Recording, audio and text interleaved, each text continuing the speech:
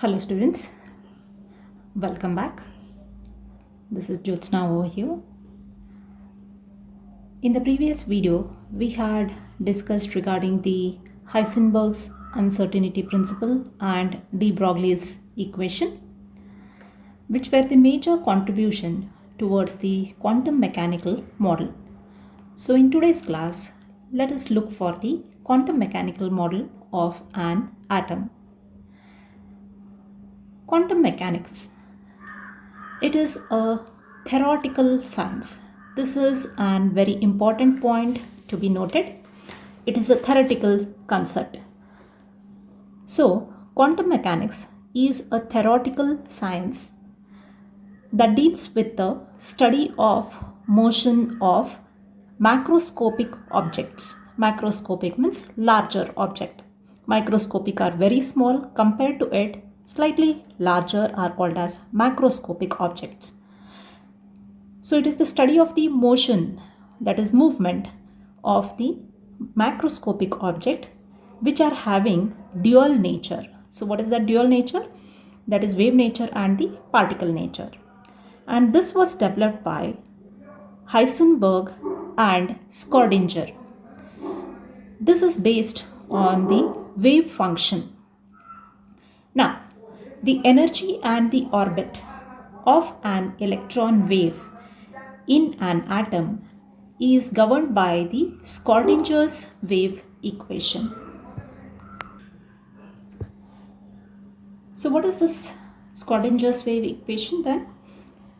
It is H psi is equal to E psi, where this H is called as the Hamiltonian operator. It is also called as the wave function, and psi is the amplitude of the electron wave, and E stands for the total energy of the electron. Here the psi is a mathematical function, and psi square is the probability of finding the electron in an orbit. So here you just need to know the equation, that is H psi is equal to E psi, and the terms involved in it. Each of this wave function, that is the psi, what we call it as the wave function, here each wave function has three variables called as quantum numbers. So the wave function has three variables which are called as quantum numbers, and are denoted by the alphabet N, L and M, which is going to specify the energy, shape and orientation of the orbital of an electron. So now we have to know what does this N, L and M stands for. So let us take a look of these. So the significance of the four quantum numbers. Here we have just mentioned three quantum numbers. There is one more quantum number. So totally there are four quantum numbers which are the variable of the wave function. Now let us take a look of this alphabets. So the principal quantum number, which is indicated by the small letter n. This n, it defines, that is the principal quantum number, defines the main shell. It also determines the size and the energy of the orbital. So what it indicates? It is going to indicate the main shell present in an atom. Also it determines about what? About the size and the energy of the orbital. As the n value goes on increasing, means n is equal to 1, 2, 3, 4. It is an integer starting from 1. So as the value goes on increasing, its size and energy also increases. So therefore, as the value of n goes on increasing, its size is increasing and its energy is also increasing. So n indicates what? It is the main shell present.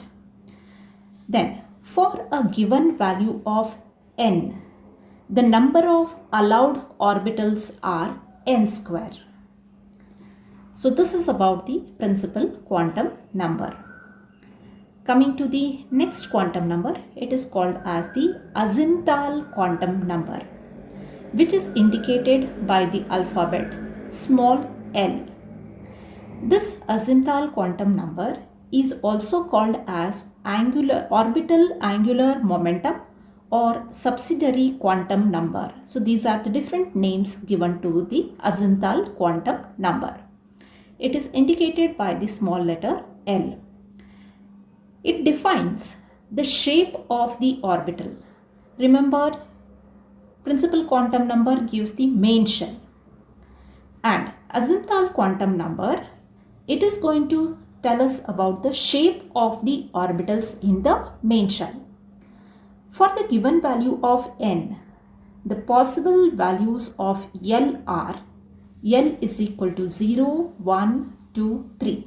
As you know that n starts from 1, 2, 3 onwards. L will start from 0, 1, 2, 3 and so on. So for each value of the L, indicate the following subshell. So for a given value of n, you have a particular value of L. So L, if at all its value is 0, it indicates what? It indicates the subshell. Which subshell? It is S subshell. So the value of L is going to tell us about the shape of the orbital, the orbitals which are present, or here we call it as the subshell in this case. So L is equal to 0 means it is S subshell. If L is equal to 1, we have P subshell. If L is equal to 2, we have D subshell. If L is equal to 3, we have F subshell. Similarly, when L is equal to 4, we have G subshell. So we have to remember these values. So by remembering the value of this L, the corresponding shape of the orbital should be known to you. So in this way, for a given value of n, you have the value of L, and for the given value of L, you have a particular subshell in it.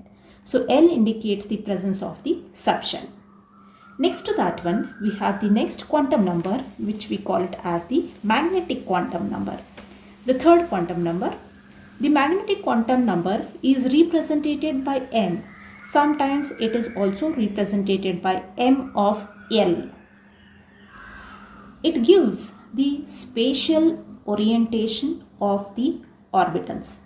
Spatial orientation, not special. It is spatial, means in the three-dimensional region, that is in the space, how these orbitals are oriented. So that is being given by the magnetic quantum number. Now, for a given value of L, means for a given value of azimuthal quantum number, the possible value of M, that is magnetic quantum number, are 2L plus 1. So if you have the value of L, you can write the value of M, which is 2L plus 1, which starts from minus L to plus L, including 0. So what does this mean? Now let us take a look of this magnetic quantum number. So magnetic quantum number means what? It gives us about the spatial orientation of the orbitals, means arrangement of the orbitals in the three-dimensional region. Let us suppose if the value of L is equal to 0. If L is equal to 0, then the magnetic quantum number M is also equal to 0. When M is equal to 0, there is only one value, and that one value stands for 1s orbital. Suppose if L is equal to 1, when L is equal to 1, M will have a value of minus L to plus L including 0. Means what? Here L is equal to 1.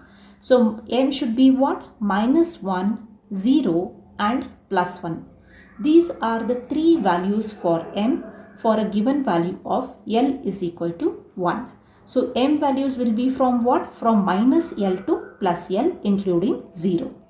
So this is minus 1, 0 and plus 1. These three values indicate what? See, L is equal to 0 means it is S subshell. L is equal to 1 means it is p subshell. In the p subshell, we have three orientations. What are the three orientations? Px, Py, Pz. So totally there are 3 p orbitals. In the same way, if L is equal to 0, the value of m starts from what? Minus 2 to plus 2 including 0. So minus 2, minus 1, 0, plus 1, plus 2. Totally there are 5 such orbitals. If L is equal to 2, then we have d subshell. So there are totally 5 d subshells. So what are those 5d orientations? That is, you have minus 2 to plus 2 including 0. So here you have dxy, dyz, dxz, dx square minus y square and dz square. So in this way you have totally 5 such d orbitals. Similarly, if L is equal to 3, we have m which has minus 3 to plus 3 including 0. So totally there are 7 such orbitals and it includes 7 f orbitals. And the structure of f orbitals are quite complex and beyond our syllabus. So in this way, magnetic quantum number gives us the orientation of these orbitals.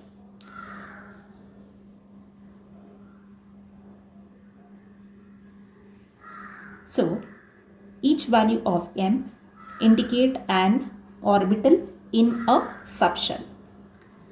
Then next to that one, we have the electron spin quantum number, which is represented by S. Sometimes it is also represented as m of S. This refers to the spin of the electron.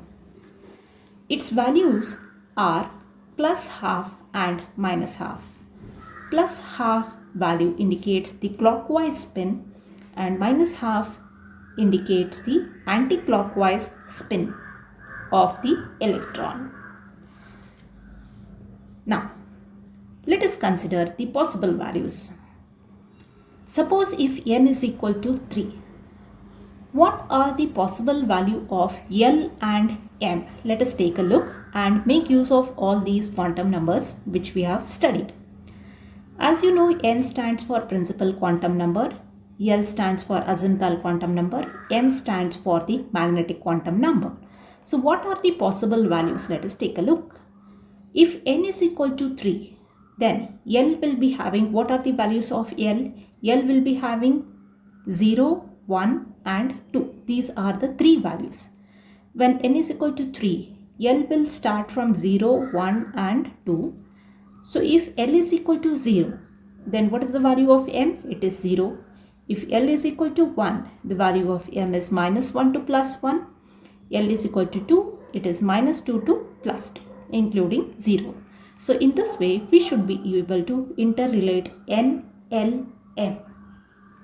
Then, after knowing these, by making use of S, P, D and F notation, let us describe the orbital with the following quantum numbers. Now we should be able to predict what are the orbitals by making use of these values. Suppose if I give n is equal to 2 and L is equal to 1. So how do I write this orbital? When n is equal to 2, I am going to write this 2. When L is equal to 1, so remember L is equal to 0 is S orbital, L is equal to 1 is which one? It is P. So I write the answer as 2P. Similarly, suppose if I have n is equal to 4. Now, suppose if I write n is equal to 4 and if I write L is equal to 0. How do I write this? In this case, suppose if n is equal to 4, I write it as 4 L. So L stands for 0. Which orbital we are going to write it as? We are writing it as 4s. So you can represent this one as the 4s. Similarly, suppose if I write it n is equal to 5 and L is equal to 3. Now what do I write? How do I represent this one? This is the fifth main shell F. N is equal to 5, that is fifth main shell. L is equal to 3. If L is equal to 0 is S orbital, L is equal to 1 is p orbital, L is equal to 2 is d orbital, L is equal to 3 is f orbital. So I'm going to write it as phi f. So this is how we are going to write the given by making use of these notations, we are going to describe the orbital. So with this, let us wind up this video. After knowing the different kinds of the quantum number. Thank you.